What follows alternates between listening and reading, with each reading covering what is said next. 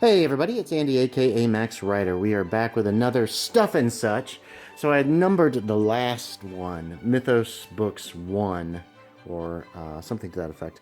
I can't remember off the top of my head. And so, and I did that because I have a second box here that is, for the most part, books of fiction and actually some reference books that deal with the Mythos, Mythos Fiction, H.P. Lovecraft stuff, but aren't necessarily him. Now, these aren't my, favorites.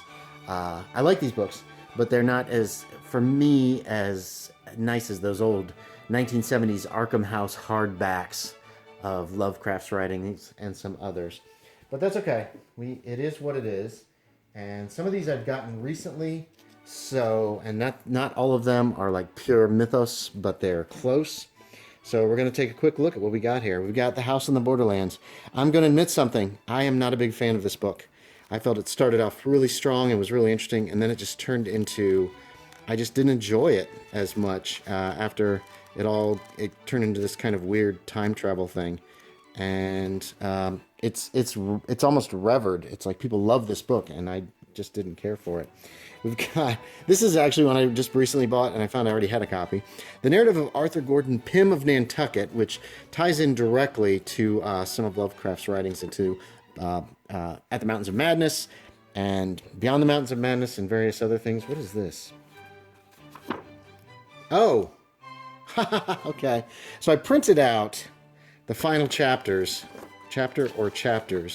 of Arthur Gordon Pym of Nantucket from my PDF of Beyond the Mountains of Madness, because I feel like that goes really well with that, and I think it's kind of a neat idea. Here's a bookmark. Boop. Then we have another William Hope Hodgson, The Nightland. This was a hard read. This is a real hard read because of the style that he chose to write it in. Hold on.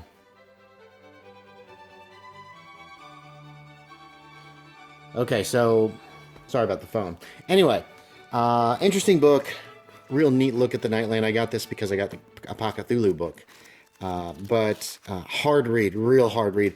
I actually read this partially when I was laid up in bed, and I got quite a ways in, but then about halfway through, 3/4 of the way through, man, I slowed down.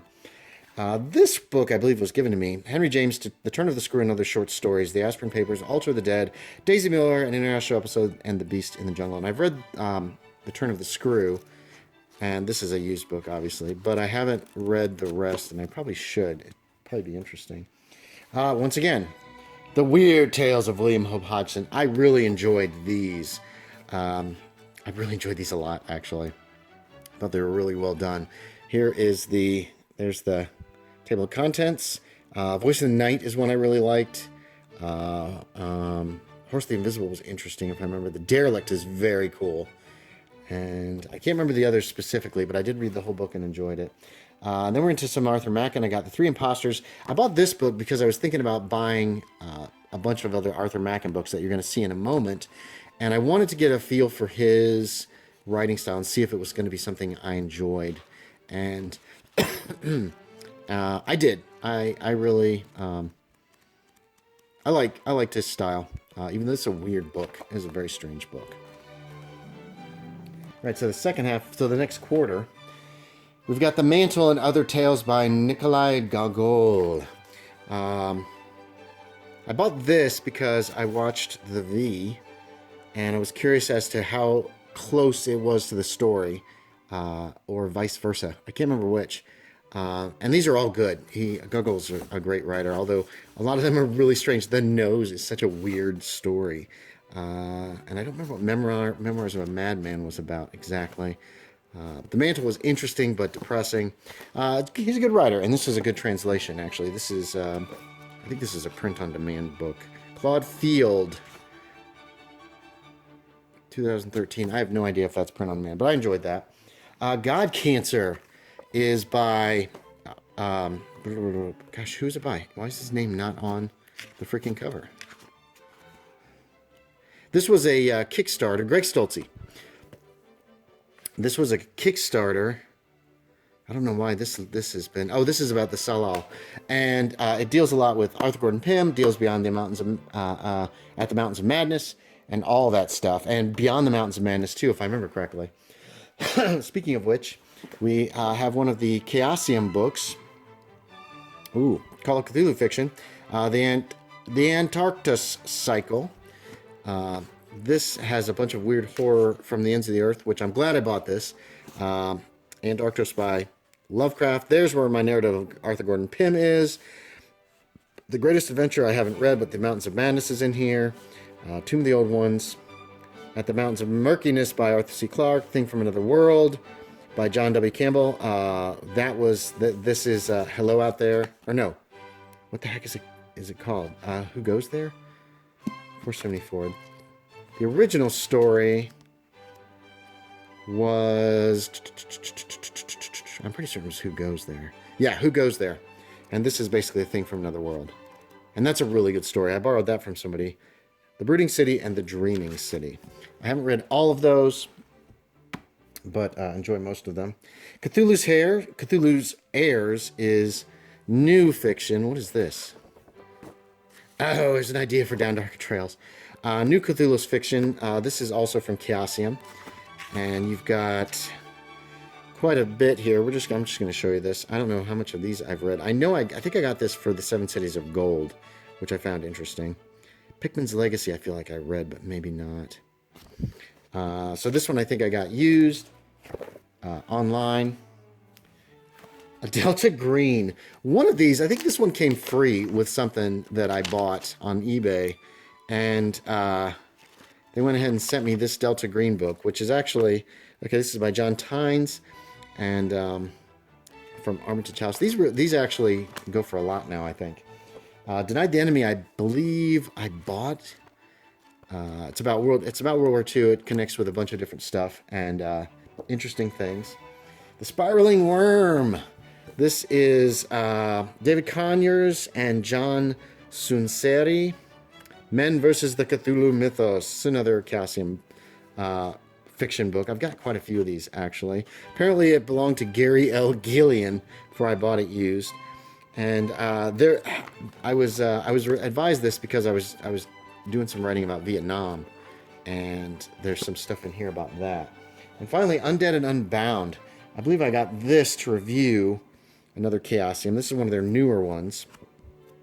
I haven't been noting the dates, the copyright dates on these, unfortunately. This is 2013, so I think I got this to review it for Knights of the Dinner Table magazine, to be quite honest. So I read all of these.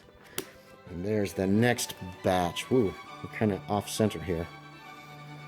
We're around 3 of 4 of these sections that I've pulled together here. So I was recommended the Cthulhu Mythos bibliography and concordance, as it is a good way of tracking down where different things are used in different Cthulhu Mythos. This, I don't know why I've got the receipt in there. Maybe that just to remind me when I bought it. This is from 1999. It was kind of expensive, but there's a lot of good basic information in it. So that's one that I'm really happy that I have. Now I've got 3 copies of the Cthulhu Mythos Encyclopedia. This is the 3rd edition. And basically this is, you can look up certain things, find out where they were located, Suicide in the Study by Block, that kind of thing. A little bit of information about them. So it's just another research tool. I have Encyclopedia Cthulhiana, and I believe that is pretty much the same thing. Daniel Harms. So I think these are the same thing. I don't know why I have different copies. I think I might have... Not sure why I have so many copies of the Encyclopedia Cthulhiana or Cthulhu Mythos Encyclopedia. Here's yet another one. This is the 2nd edition, so this might be the 1st edition. I'm not sure. When was this one published? This one is from 1994. This one that has a receipt in it is from disclaimers. 1998. So I'm guessing it's Boom Boom Boom is the order that these actually go in. So you saw them in reverse order. I went ahead and got some Arthur Machen because I enjoyed the Three Imposters. So here's the Three Imposters and other tales, other stories. Bought two of these used, but I had bought a third one used. Great God Pan, I need to read. I've read Three Imposters. The Strange Occurrence in Clerkenwell. This is another Chaosium fiction book. The White People, no, I think it was The Terror. The White People also bought used. This is more of his stories. I read The White People. I didn't really enjoy The White People very much. So I've got to try some of his other stuff and see what I think of that. I read that to do some research as well, and it was just like, oh, we should pull these down so people can see them. Hold on. Oh yeah, there we go. I should try to keep them in the picture. Finally, The Terror. I ended up buying this one new because I got a copy online through eBay, and it stinks of cigarette smoke. And so I was like, screw it. I'm just going to drop a little bit of extra cash into it and get it straight from Chaosium and get a copy that I can stand to have around it. I don't mind putting with my other books. The Terror is 100 pages long. Wow. I don't know anything about that story, actually. So these are some I still need to read. I've got quite a few in here that need reading. Okay, we're down to the last little, we're down to our last bits. I think we'll start with this one, actually. So I was looking for Dracula's Guest, and I went to freaking Barnes & Noble and ordered a copy, and it turns out it's a print on demand. It's terrible. There's no page numbers, for God's sake. I don't remember how much I paid for this. Whatever, even if it was 10 cents, it was too much, because that is garbage. But more on that coming up here shortly. So we've got The Yellow Sign and Other Stories. Now this is also a Chaosium release. This is Robert W. Chambers' weird fiction, and some of this is okay, and others of it I found rather dull. I never made it through this whole book. Hold on. And I'm not a terrible fan. I'm not a big fan of how it's laid out, because it gives you sections, but it doesn't break down the sections in the tables of contents. So you got The King in Yellow, which is his King in Yellow stories, The Demoiselle of Dis, The Yellow Sign, In the Court of the Dragon, The Mask, The Repair of Reputations. There's the breakdown, but I wish they had put the breakdown in the front as well. The Prophet's Paradise. And I enjoyed these, but then we started getting into Maker of Moons and Mystery of the Choice and Search of the Unknown, and I just did not care for those stories. I found them kind of dull. So, it's a mixed bag there for Robert Chambers. Zothic Legend Cycle. This one is Lynn Carter's fiction, which I found very enjoyable, to be quite honest. And there he is. Here we go. The Red Offering, The Dweller in the Tomb, The Thing in the Pit, Out of the Ages, Horror in the Gallery, Winfield Inheritance, Perchance to Dream, Strange Manuscript Found in the Vermont Woods, Dream from Relia, Something in the Moonlight, Fishes from the Outside, Behind the Mask, Strange Doom of Enos Harker, The Bell in the Tower, and The Soul of the Devil Bought. Those are some fun reads. I ended up getting Tales of the Lovecraft Mythos to do some research. This is just a ton of different Mythos stories by different writers. Let's see. Very thin paper. When was this published? This was 1982.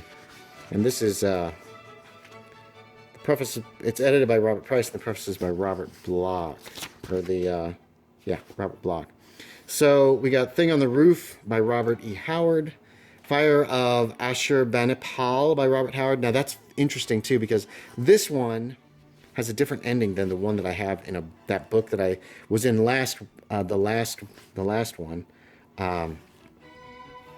One of them has almost like a happy ending. Yeah, here we go. And this one has a happy ending, and I don't know why it's got a different ending. It's interesting. They actually get away with this magical gemstone in this one. And the original one, something comes out of the wall and murders the bad guy, and then puts the gem back where it was. And they're like, let's get out of here. But in this one, it's a snake. A snake kills the bad guy, and they get the gem in the end, which is really, it's weird that it has such a different ending. And I didn't realize that until I read both copies. Seven Geases, Fate of the Black Pharaoh, Invaders. Bells of Horror, The Thing That Walked on the Wind, Ithaca, The Lair of the Stars, Spawn, Lord of Illusion, The Warder of Knowledge, The Scourge of Behemoth, House of the Worm,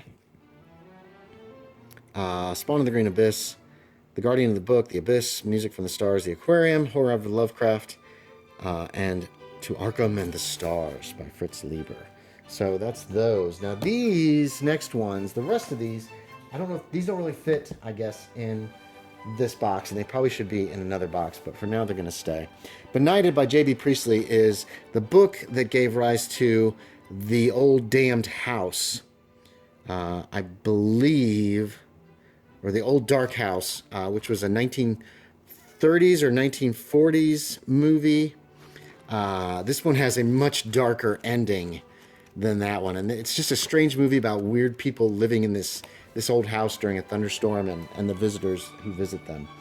Then we've got The Uninvited. This is the book that the movie from 1944 was based on, and it's excellent.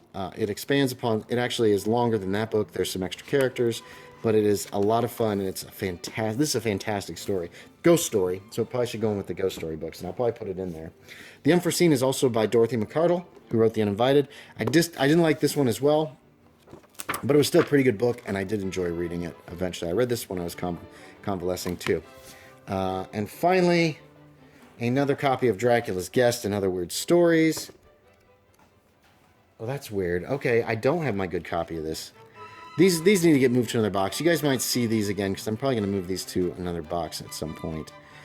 This was another very disappointing purchase, because, for one thing, it doesn't have everything in it that it should, I don't think. And it's just cheap, and this cover is garbage.